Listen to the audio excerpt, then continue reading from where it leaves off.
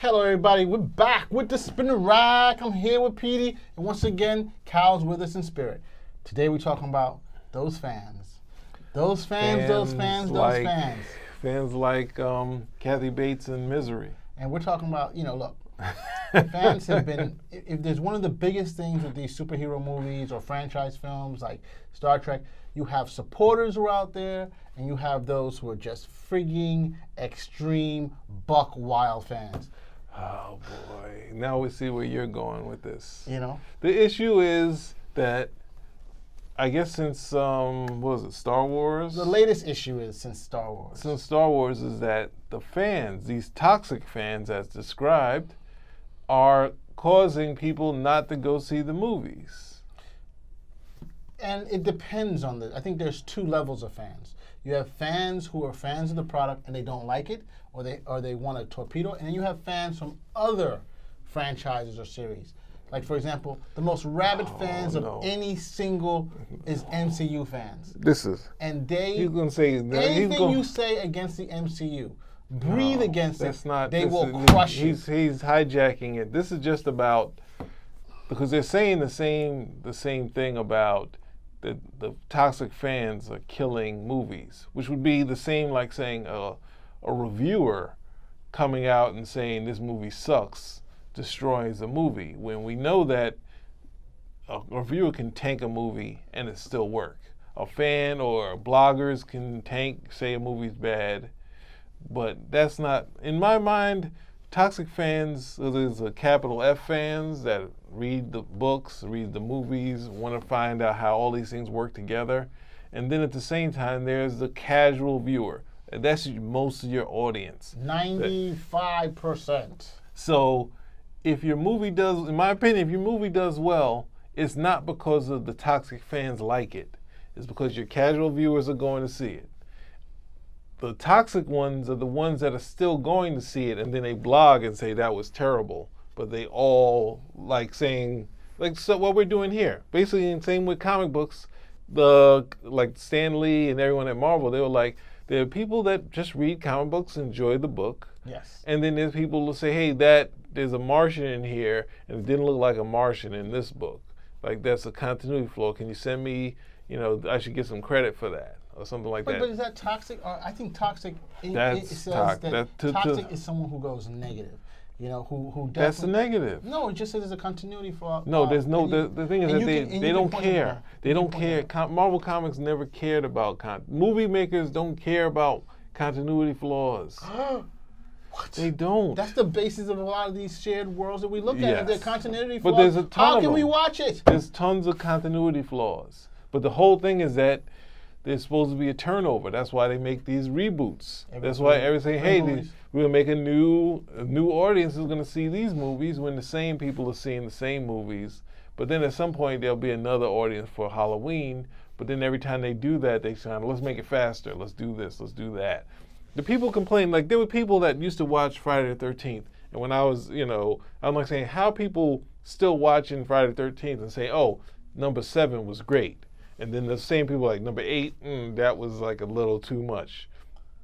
That would be in the vein of someone who stayed with a franchise too long, but they're looking at it as, oh, let's put the pieces together. Same like, Kathy Bates in Misery. And the same fact of people who complain about George R. Martin not finishing the books and saying trying to connect it, but that has nothing to do with the actual movie doing bad or good. The Transformers movies do well; they do well overseas. There's not a critic. There's not people say, oh, they're basically nobody's going to see these movies. So you're not worried. The toxic fan, it's like sticks and stones. You just don't want someone complaining. And that's a part of the deal. When a reviewer trashes your movie, but they have they went to school, they've done all this stuff, or you'll say that the reviewer couldn't make a movie, now he's reviewing films. That's, he wants to do what I'm doing. But that's not the audience. The audience, if your movie fails, it's because either it didn't find the audience that it was supposed to get. Same with Solo. We both like Solo. It's not getting the numbers. It's not getting the numbers that Jurassic World is getting. Right. I mean, it's not getting the numbers that Incredibles are getting. Yeah. I mean, and I gotta say, in one of our previous reviews, we talked about Ant-Man, and I was not 100% enthusiastic with it, but I thought it did hit several notes to be an entertaining film. But you go to see a film like In The Incredibles, and it's like, wow. It's like just hits everything out the box. It's enjoyable, it's entertaining, it's funny. You know, it has a premise at the very end. Something like that you need to get the film to do well. But I'm saying, like, what is a toxic fan? But a toxic fan is a negative fan. I think but that has nothing to do with the movie failing or doing well. I think it does. I think a great example is what just happened with, like we were just talking about Solo. That's not toxic fans. The toxic fans are the ones still going to see the people that won't let go. The toxic fan is also the fan in Solo. Because of what happened with Last Jedi, fans were burnt. And the toxic fans came out and just started trying to destroy Solo without giving him a chance. That's what a toxic fan is. No, it isn't. So we got to agree. I'm saying the numbers. The people that's still going, those people, all those toxic fans are still going to go, you're saying? Still bought a ticket. So it's like same with the comic industry. Like at some point, X-Men was selling X amount of books, but everyone was tearing apart the X-Men while it was the #1 book. Right. And it spanned, like spin-offs, all these other books, and people still trashing the book. You know, Chris Claremont's 17 years, people still trashing the book. So at the same time, when you get to the point now where there's only crabby fans, there's no new readers coming in, then it's falling on the level of the toxic fans of what they like and what they don't like, because that's all that's left. And that's the problem when you lose the wide audience of all the people all around the world that want to see the movie, and it's only the toxic fans. Yes, it's going to live and die of them liking it, because you don't have the wider audience that are coming in just want to see, you can't make a movie with. I think there's a difference. You keep calling them toxic. I think those are the hardcore fans. Yeah, that's what it is. It's the same thing. Hardcore fans. Yeah, the hardcore fans. No, toxic is a negative. No, but they're trying to. No, toxic are people. I'm saying what we do here would be in a level of hardcore or toxic. I wouldn't say toxic. I say because we love what we see. No, I'm saying the same. And we're not even with programs. I don't know how you take it, but for me, even with things that I disagree with or I'm not crazy, I will, and I suggest don't watch, don't go out and pay for it. I'll still say go look at it. You know what I'm saying we have to accept. I'm okay with you saying. I had to read one of those interviews with Stan Lee and a bunch of people talking about struggling with fans. Mm-hmm. Same with Herb Trimpe talking about struggling with fans and saying they're fanatics. Saying, why does a Hulk foot look different here and there? Why does he have 3 feet? Like, at some point, we all get to that point where we've read something so long where we should either, start, we find girls or you start reading novels and whatnot. That's what happens. So the same thing like J.J. Abrams. You could say he was a hardcore fan, or Steven Spielberg, and then they move into making movies.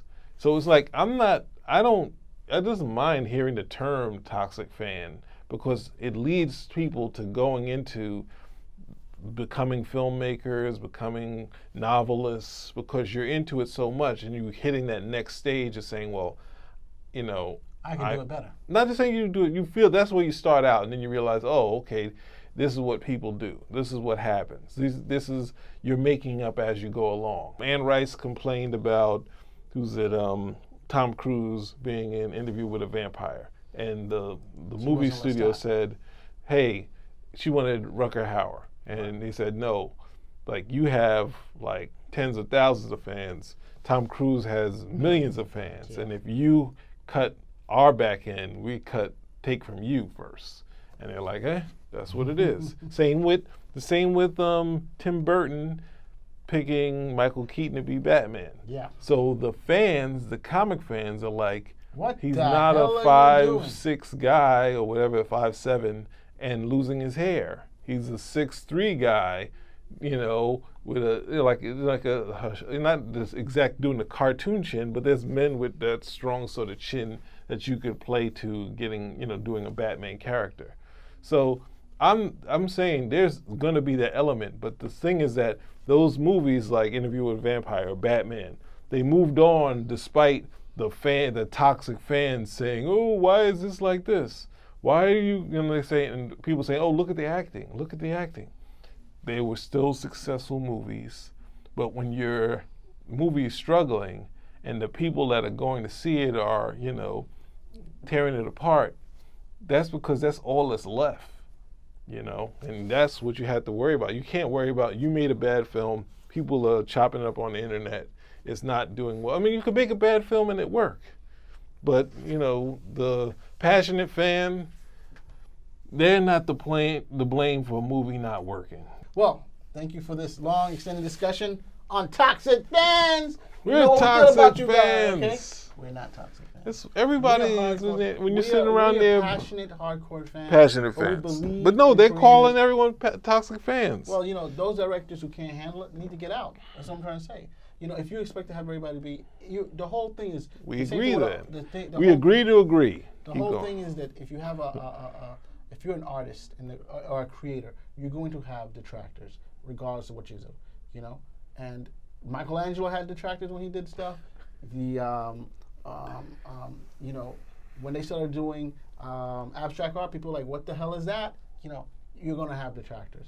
And sometimes it just takes a while before people realize what you have. Well, you have to be willing to go out there, to advertise, to convert people. That's what you have to do. That's the thing. That's the best point made so far. If you're an artist and you're standing on your conviction that you made a good movie, and then say I am the passionate fan, and I say that the movie that you made, whether it's hard to say the Marvel Universe in movies are art, but when you at the end of the day you finish your, what would it be? You say, let's say Thor Ragnarok, right? Mm-hmm. Say it was attacked by passion or toxic fans. At the end of the day, when people come back to it and say, you know what, this was one of the best movies out. That's what you want as the director. You don't want the initial people having their initial reaction, because at the same time, I remember being a kid and you go into certain things and you're like, what was that? And then you come back to it and it's like, oh, this thing is the best thing ever.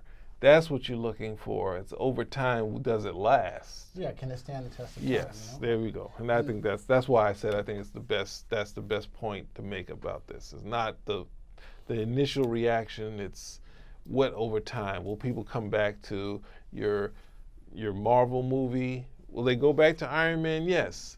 They might not go back to 2 and 3. There's a chance they might go to the Avengers. They might not go to the Thor 2. Right. But I mean, and it doesn't have to be that. You have like the Jane Austen files who love those movies, and they even have conventions on that. And that's a fan. That's a hardcore that's fan. The thing. And they will criticize if the movie doesn't have certain type of elements in it. That's a fan. And it's not limited just to superheroes or westerns or action or horror films. There's certain things that fans of these either movies, series, or genres, and that's just what they expect. There's one film. What? There's a film from I forgot the name of it. It's with Christopher Reeves, where he goes back in time. And it's an old movie, like in the 70s, I think, or early 80s, and it has they have conventions based off of this movie, and you're like, what? Well, that's a cult, and that's a cult part of it, and it seems like you look at J.J. Abrams' Serenity and/or Firefly, right? That's Whedon. Yeah, sorry, Josh Whedon. You go to Josh Whedon's Serenity and/or Firefly. You have a thing where it's the same thing.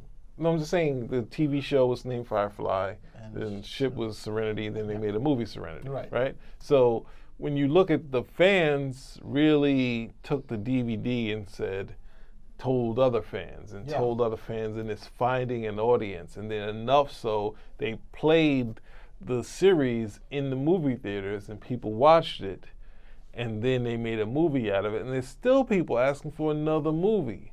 So when you look at that, now you have to remember that would be your passionate fans that you just named to be toxic. Or the same with Star Trek, the fans that the movie show was canceled, and then people wrote in, I think with Harlan Ellison's help, or R.I.P. Harlan Ellison's, and then it's like people waiting, watching reruns, and more people growing up and watching the reruns of Star Trek, and then they get the movie, and then you get the Star Trek 2, and then it's just like, oh man, It's just, and that's the aspect of what the cult passionate fan can get you, a longer lasting point, and that's what you've done. That's what people made start in Gene Roddenberry, RIP to him also. It's like you make this, and it stood the test of time to get you these other series after that, which was canceled. So it's like, and they stuck with it too. Yes. You know, people knocked their series and their shows, and they continue in different forms, either through conventions or through books. Yeah. All right, so you know what I'm trying to say? we've come to the connect, because they thought I was tearing apart the toxic fan, and we are on the same way. I'm saying that was his term. The thing is that there are positives and negatives, and those toxic fans at times can be your base. James Mayo, that's who he's saying. That's what the essence of it. He's saying knocking those fans. He's saying that he don't want to hear complaints online because it made him cry and whatnot. Jeez. Wolverine, like the thing is, like we want the costume. And the movie he made was a pretty good movie, and he's crying. And I'm saying, he's not crying. For real? I'm not. He's sort of crying complaining. to the bank, possibly, but not crying. Yeah. He's got one where people say, this Wolverine was one of the best movies. Yeah. And then if you have me say, well, Wolverine as a Uber driver with Professor Xavier, his dream in the back seat. That's how Professor Xavier is going to end up. So. And that's the thing. I'm just saying, but that's my critique. The movie, people love the movie. So it doesn't matter if I critique it and say, and I'm not I'm not someone that's in the newspaper as a movie reviewer. It's just like you take that, what did the movie make? Do people still like Logan? Yeah. Yeah. They like it better than the other two Wolverine films? Possibly, yeah. So there you go. Which one do you like? The second one? No, the last one's really good. So yeah, just hey, if you're crying about it, buy yourself another Maserati. If you're buying buy a house in Bel Air. Cry to the bank. Yeah, cry to the bank. Count your bills. And then when they're forgetting, go to the club. Make it rain, baby. Make it rain. However you like it.